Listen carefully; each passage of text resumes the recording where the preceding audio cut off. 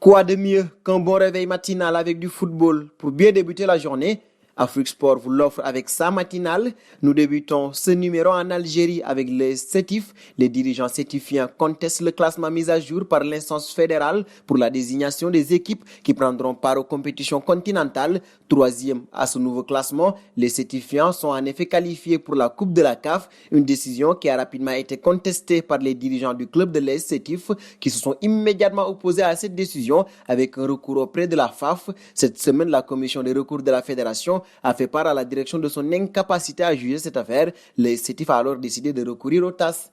Nous restons autour de l'Algérie avec la décision sur la reprise de la nouvelle saison. La FAF a annoncé aussi que la Coupe d'Algérie 2019-2020 n'ira pas à son terme. Ainsi, la place en Coupe de la CAF du vainqueur du trophée national sera distribuée au quatrième du championnat, c'est-à-dire la JS Kabylie.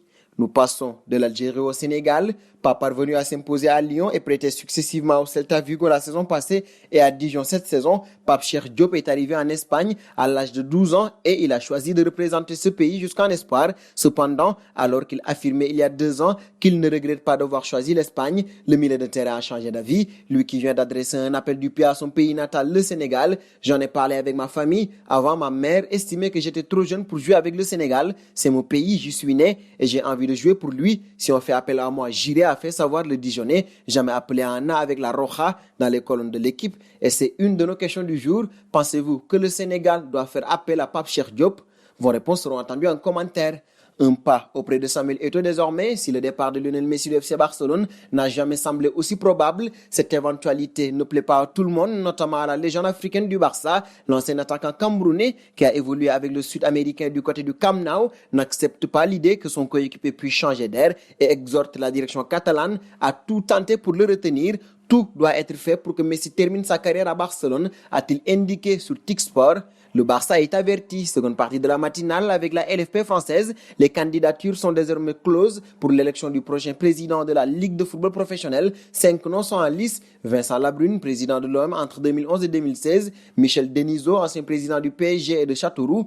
Gervais Martel, ancien président emblématique du RC Lens. Alain Guérini, président de Panini France. Et François Morinière, ancien directeur général de l'équipe et dirigeant actuel du groupe La Bruyère. La présidente actuelle, Nathalie Boy de la Tour, ne tentera pas de renouveler son mandat et les deux favoris annoncés sont Michel Denisot et François Morinière. Nous filons auprès de Harry Maguire désormais. En vacances à Mykonos, le défenseur le plus cher du monde a été arrêté dans la nuit de jeudi à vendredi dernier avec son frère et un ami après une bagarre avec des touristes dans une boîte de nuit suivie d'une altercation avec des policiers grecs en civil. Libéré après 2 nuits en détention, il a été condamné à 21 mois et 12 jours de prison avec sursis. Face à la situation, Harry Maguire a fait appel à annoncer son club Manchester United. Cela signifie qu'Harry est à nouveau présumé innocent et n'est soumis à aucune restriction de voyage international. Nous filons en Espagne retrouver Léo Messi, Manchester City, le Paris Saint-Germain, l'Inter Milan face aux envies d'ailleurs de Lionel Messi qui ont secoué mardi la planète football. Peu de clubs semblent capables à accueillir la superstar argentine et son salaire astronomique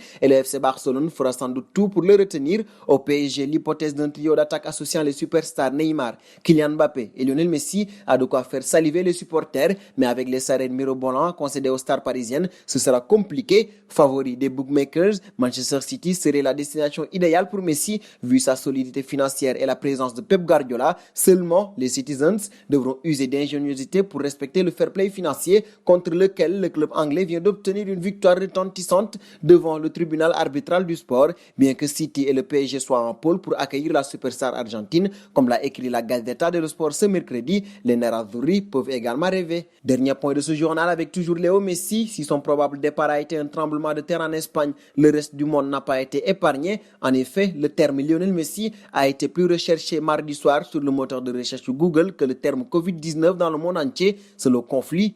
C'est plus qu'une bombe. C'est donc terminé pour cette matinale du jeudi, chers amis internautes qui nous suivez d'un peu partout. La famille Afrique Sport s'élargit de jour en jour. Pour nous aider à faire grandir notre chaîne, n'hésitez pas à partager nos contenus. Nous vous donnons rendez-vous demain, tout en vous invitant à vous abonner sur Afrique Sport. Et dans un très court instant, il y aura le Mercato spécial Afrique. C'est pour ne rien manquer donc du football continental et international que vous devez vous abonner sur Afrique Sport.